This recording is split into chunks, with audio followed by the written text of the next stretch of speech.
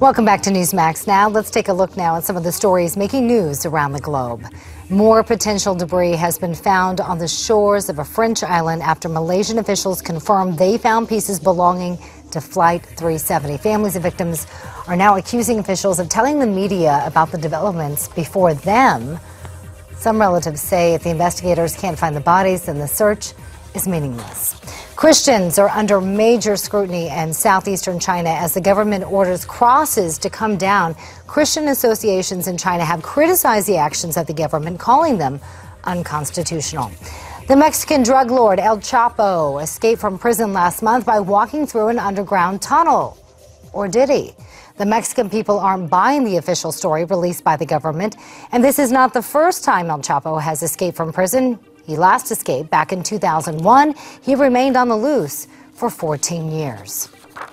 A mosque in southern Saudi Arabia was attacked earlier this morning. That attacker killed 13 people and himself. This is the very latest in a series of attacks on mosques. ISIS claimed responsibility for previous attacks. The Egyptian president announces a major expansion to the SUEZ Canal. Government officials believe it will revive the economy by allowing more boats to travel across the canal. The waterway provides the shortest route between Asia and Europe. All right, thanks, Miranda. The price of crude oil continues to plummet, and closing below $50 a barrel again today. Experts warn this is not good, especially for Russia. Joining me right now is Todd Wood, former Air Force pilot and contributor for us here at Newsmax.com and Newsmax TV. Todd, you say, and we don't really care too much about what's good for oil, or maybe we should, you say that collapsing oil prices could lead to war in Europe. And you write that a sustained crisis in the price of crude oil could seriously inflame public unrest in Russia. All of the flag-waving patriotism in the world cannot put food on the table. The Kremlin may feel pressure to once again change the subject and take the public's minds off of the economic problems. What would Putin have to do to take the public's mind off of their economic problems? Well, look, there's a lot of talk out there that the reason we're in this situation in East Ukraine in the first place is that Putin wanted to really change the subject with the public. The economy was beginning to slow down. The sanctions, were biting after he did invade Crimea. The oil price was starting to come down, and now it's much lower. And, he's got a real problem on his hands. He's spending a lot of money in the military and really neglecting a lot of the social spending. They're cutting back on hospitals. They're cutting back on teachers. People are not able to get enough food in some parts of Russia.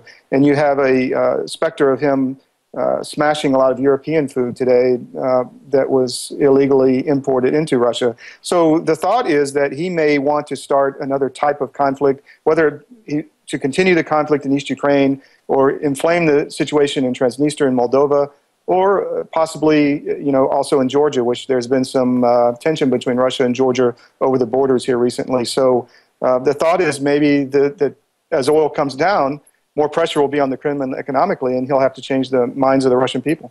Well, we just heard about this, too. Something else I want to ask you about. NBC News reporting that Russians hacked into the Joint Chiefs of Staff non-classified email system. Is that the type of stuff that Vladimir Putin would try to, again, change the subject a little bit in Russia and get the Russian people's minds off of their real economic woes? Well, look, he needs an enemy, and unfortunately, we're it. He has... Everyone knows the propaganda on Russian state TV is over the top against America. He's looking for an opportunity to blame us for all of his problems and to try to start some kind of conflict where we react, I think, is right in his playbook. And that's why I haven't been personally a huge proponent of arming Ukraine, because I think that falls right into his plan. And then he could say that we're helping to kill Russians or pro-Soviet or pro-Russian separatists in East Ukraine. So what is the answer then? How do we push back against Putin without inflaming the situation? I think we make a real red line across the edge of NATO and say that the old Soviet territories in the Baltics, Poland, other NATO countries are seriously offline, and there will be real consequences. Besides that, there's not a lot we can do now except to manage the situation and oppose him militarily, or at least peace through strength. Show that we are willing and able to defend our allies in Eastern Europe, which are part of NATO. You know, we are contractually obligated to adhere to those red lines in the NATO Charter. If Putin does encroach upon any of the NATO countries, we are required to go in there and do some sort of military action. We know President Obama went to Latvia a while back. Do you think another trip, perhaps, to that part of the world might be necessary before he leaves office?